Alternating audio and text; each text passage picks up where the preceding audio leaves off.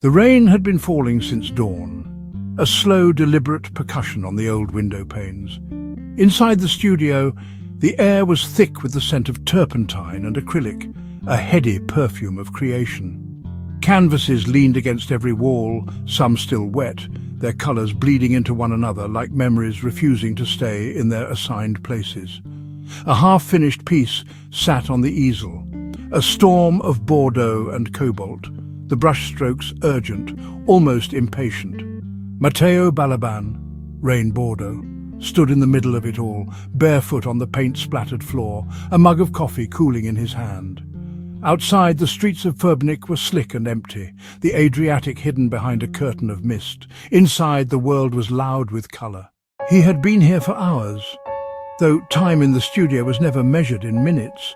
It was measured in layers, the thin glaze of ochre that took a morning to dry, the thick impasto of crimson that demanded a day of patience, the invisible layer of thought that settled between each stroke. The rain outside was not a distraction, it was a collaborator. It tapped out rhythms against the glass, rhythms that found their way into the tilt of a line, the curve of a shadow. On the workbench, between jars of brushes and tubes of paint squeezed to exhaustion, lay a notebook. Its pages were crowded with words, fragments of poems, lines of prose, stray thoughts that had arrived uninvited. To Rain Bordo, there was no border between painting and writing. They were simply different dialects of the same language. He had once said that colours and words just happened to him, like weather. He didn't chase them, they arrived unannounced, and he learned to open the door. Sometimes they came as a flood, other times as a single drop that took days to ripple outward. Today they came as rain, steady, cleansing, insistent. The studio was not large, but it was infinite in the way that mattered. Every corner held a story. The first canvas he ever dared to show in public, the battered drumsticks from his days with the eggs, the stack of books with his name on the spine, Kisa Bordo, Autokaiosa, Chester Nema Empatije, Temelj, Crotin Nekadasenjeg Kastva. Each object was a fragment of the same mosaic, each medium a different way of telling the same truth. On the far wall, a painting caught the light, a deep field of Bordeaux slashed with streaks of white and gold. It was called Push Through the Darkness and the Light Will Come, the title borrowed from his 2025 exhibition in Virovitica. It was less a painting than a manifesto, a reminder to himself as much as to anyone who stood before it. The rain thickened, drumming harder now, and he set the coffee aside. He picked up a brush, dipped it into a pool of ultramarine, and drew a line across the canvas. It was a small gesture, but it shifted the entire composition. That was the thing about art. One mark could change the weather inside a painting, just as one sentence could alter the temperature of a story. He was born in Jugovo Polje, a small place with a name that sounded like a line from a folk song. The story goes that he was the loudest newborn in the ward, a detail his family still repeats with a mix of pride and amusement. That first cry, they say, was less a complaint than a declaration, a signal that this child would not pass quietly through the world. His early years were spent in Slatina, a town whose rhythms were slower than the ones that would later drive his art. In first grade, he wrote his first poem. It was simple, unpolished, but it carried the seed of something that would grow in unexpected directions. After finishing secondary school, he enrolled in economics. It was a practical choice, the kind that made sense on paper. But numbers and balance sheets could not quiet the restlessness that had been building in him for years. He worked jobs, paid bills, did what was expected, and yet always in the background there was the pull of something else. That pull became impossible to ignore in his 20s. He began painting seriously, almost obsessively, teaching himself through trial and error. Around the same time, he returned to writing with renewed intensity, filling notebooks with poems, short stories and fragments of novels.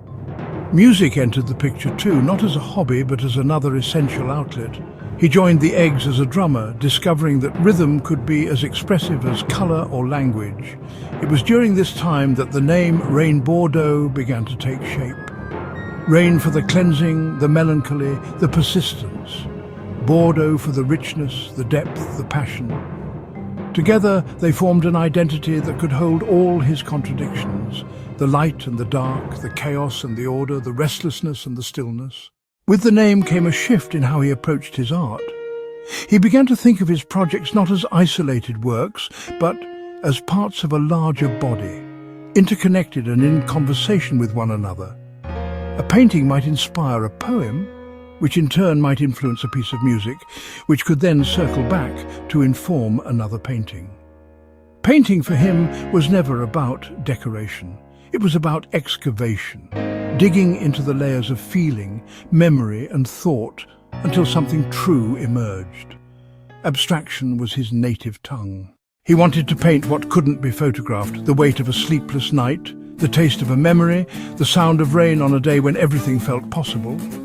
Burgundy was his anchor colour, but his palette was wide, deep blues for solitude, ochres for warmth, sudden streaks of white for clarity. His exhibitions became environments in Virovitica, Rijeka, Kirk, arranged so the works spoke to each other, creating a rhythm in the room. Writing too carried rhythm. He spoke of inventing musical genres in literature, structuring books like albums, Chisa Bordo as a slow ballad, Autokaiosa as sharp jazz, Chesta Nema Empatihe as a concept record. His books often included reproductions of his paintings, not as illustrations, but as parallel compositions, siblings born of the same moment. Music was the bloodstream of his art. Drumming taught him timing, listening, endurance. His albums Mania and Infinitive carried the urgency and maturity of someone who understood that a song, like a painting or a poem, could hold an entire world. Sharing the work was never passive. He turned bus stops into galleries, readings into multisensory performances, exhibitions into journeys through emotional temperature. He collapsed the distance between artist and audience, between art and life. The light in his work was hard-won, pushed through shadows of depression and doubt. Art was not a cure, but a lifeline, a way of saying, I am still here. His honesty drew people in. They recognized themselves in the darkness and in the movement toward light. Over time, this connection became something larger, the Rain Bordo movement. Those who resonated with his ethos began calling themselves Bordists. Bordists are people who have recognized and embraced not only an artistic style, but a way of living and thinking. They stand beside the work, but also beside the philosophy that shapes it. Seen through both poetics and ethics, Bordists can be seekers of empathy. Those who believe art can open a space where feeling is not weakness, but strength. Bearers of small rebellions, people who refuse to accept the callousness of everyday life, persisting instead in small acts of freedom and kindness. Travelers through chaos, those who do not flee from darkness but pass through it in search of light, just as in the paintings, verses and melodies. Bridge builders, people who connect art, life and community, refusing to separate aesthetics from ethics. Guardians of fragility, those who know that being breakable is a sign of humanity and that true strength lies within it. In other words, Bordists are not merely an audience. They are participants. They do not experience the work passively. They weave it into their own way of seeing the world. They carry the Rain Bordo into their own lives, through actions, words and relationships. The Bordist Manifesto 1. Empathy is resistance. In a world that hardens, the Bordist does not run from feeling. They learn to see another's pain and their own vulnerability as mirrors. 2. Love is political. It is not only a private matter. Love is an act of freedom, a gentle rebellion against unfeeling systems. 3. Freedom is not boundlessness, but responsibility. The Bordist knows that freedom carries weight. It demands ethics, not just desire. 4. Chaos is material. From darkness and fractures we weave images and verses. The Bordist does not sweep chaos under the rug. They turn it into rhythm, colour, brushstroke, melody. 5. Fragility is strength. On broken places light enters. 6. Rain Bordo is community. Bordists are those who feel the rain and do not hide from it. In that rain, each carries their own colours, but together they create the landscape. 7. Art is not escape, but encounter. Every canvas, every poem, every note is an invitation to stop, to look, and to remain. 8. The intimate is universal. A personal story, if told honestly, becomes a world in which others recognise themselves. 9. There is no empathy without courage. The Bordist knows that to feel with others is to risk, because feeling changes us. 10. Love prevails. This is not a slogan, but a promise. The rain will fall, the darkness will last, but the Bordist stands with others until the light arrives. The Bordists keep the movement alive, in classrooms and cafes, in online posts and whispered lines, in the quiet moments when someone picks up a brush or a pen, because they saw what could happen when you refuse to choose just one way of speaking. And Rain Bordo keeps working.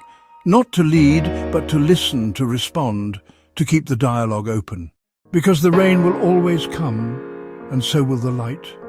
And somewhere between the two, in that shifting space of shadow and colour, is where the art will happen.